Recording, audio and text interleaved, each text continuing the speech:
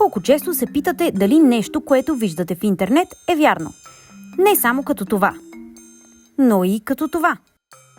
Количеството информация, което ни попада ежедневно, е огромно. Знаем, че понякога попадаме на нещо, което привлича вниманието ни или ни провокира да реагираме емоционално, но се оказва, че не е вярно. Затова е много важно да знаем как да се ориентираме в безкрайния поток от информация. Първата стъпка е да разберем дали представената информация претендира да е факт или е нечие мнение. Фактите са твърденията, които могат да бъдат проверени. Те посочват конкретика, хора замесени в събитието, конкретни данни, места, статистики или дата, на която предполагаемото събитие се е провело. Например, ако видим заглавието, че през миналата година климатичната конференция КОП се е провеждала в Дубай, лесно можем да проверим и да установим, че това е вярно.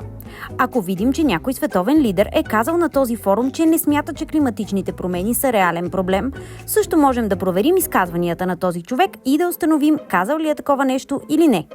Но ако попаднем на материал, в който авторът прави оценка на климатичната конференция и, например, казва, че смисъл от нея няма, то това е неговото мнение и няма как да бъде подложено на проверка.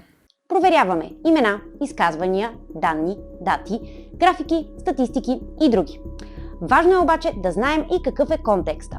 Къде намираме тази информация? Коя е медията, която е публикувала, или сайта, в който я намираме? Също е важно да обърнем внимание и на това, ако е изказване, кой го е направил. Понякога обаче нещата не са толкова праволинейни. Например, изказването може да отговаря на истината, но да е извадено от контекст и да е поставено в друг смисъл, който манипулира. Затова винаги е важно да търсим първоизточника. За да се ориентираме, на първо време е добре да потърсим информация за автора на материала. Обичайно такава е поместена в уебсайта, където намираме твърдението. Ако тя липсва, това вече е червен флаг. Следващата стъпка би била да проверим какъв е уебсайтът. Има ли информация за екипа му и за собствеността му? Ако няма, втори червен флаг. Вече трябва сериозно да се съмнявате, че информацията, поместена в този източник, е достоверна.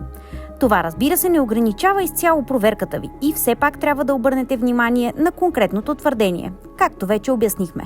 Проверката на факти не е лесна работа, но ориентирането в морето от информация и дезинформация може да стане по-лесно, ако разчитате на тези съвети и внимавате за червените флагове.